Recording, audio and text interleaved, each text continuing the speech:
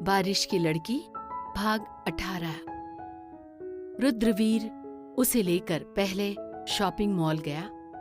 पंखुड़ी पहली बार बाहरी दुनिया के संपर्क में आई थी। डरी सी, घबराई सी, रुद्रवीर की बाह को दोनों हाथों में थामे वो उस दुनिया को झांक रही थी जिसमें उसका खूबसूरत आशियाना बसाया था। रुद्रवीर ने उसकी इस मासूमियत को देखकर रुद्रवीर मुस्कुरा रहा था और इतरा भी रहा था अपने किस्मत पर जो उसे इस कदर मासूमियत से भरी मूर्ति मिली थी। बच्चों के कपड़े इतनी बड़ी मूर्ति ने क्यों पहने हैं? शॉपिंग मॉल के अंदर एक शो पीस में मैनिक्विन को थाईलैंड वन पीस पहनाया गया था, जिसे देखकर पंखुड़ी ने जब ये सवाल किया तो रुद्रवीर हंस पड़ा। कितनी मासूम हो यार, ये बच्चों के नहीं तुम्हारी उम्र के लड़कियों के कपड़े हैं, उसने हंसते हुए कहा। तो पंखुड़ी उसे ऐसे देखने लगी जैसे बोल रही हो, कह दीजिए ना कि ये मजाक है। कोई मजाक नहीं कर रहा मैं, ये शॉर्ट ड्रेस है, तुम्हें पहनना है? छी छी, ऐसे गंदे कपड़े मुझे नहीं पहनने। क्या फायदा कपड़े पहनने का जब तन छिप ही ना सके? ओके, तुम मत पहनना ऐसे कपड़े, मैं भी नहीं चाहता कि तुम ऐसे कपड़े पहनो। खूबसूरती कपड़ों से या चेहरे से थोड़ी होती है। तुम इतनी मासूम और प्यारी सी हो कि तुम पर सब कुछ बहुत अच्छा लगेगा। एक्सक्यूज मी, इनके लिए कुछ सूट्स दिखाइए, कुछ होम वियर कंफर्टेबल कपड़े भी दिखाइएगा, उसने सेल्स गर्ल से कहा।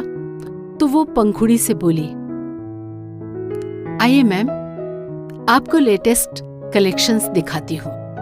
पंखुड़ी ने रुद्रवीर की ओर देखा तो उसने जाने का इशारा किया।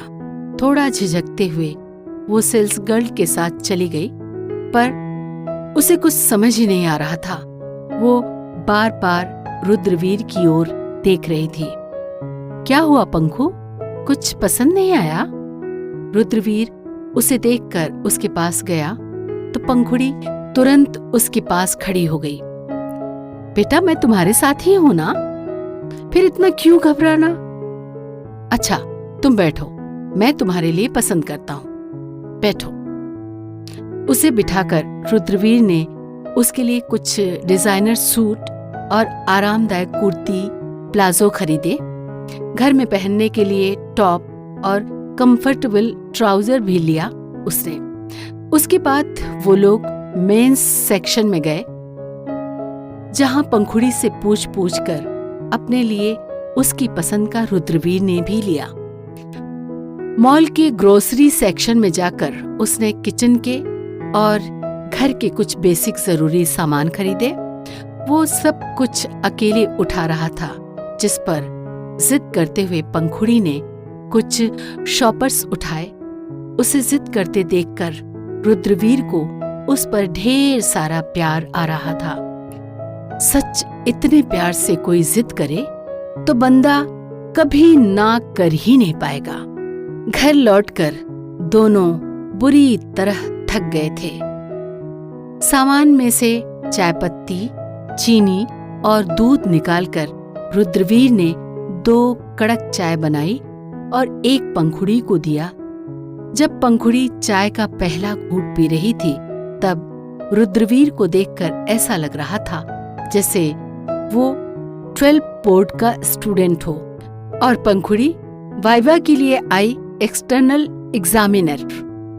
पंखुड़ी ने पहला घूंट पीकर अंगूठे और तर्जनी उंगली को मिलाकर उसे बहुत अच्छा का इशारा किया तो रुद्रवीर ने गहरी सांस ली, जैसे कितनी बड़ी परीक्षा पास कर ली थी उसने।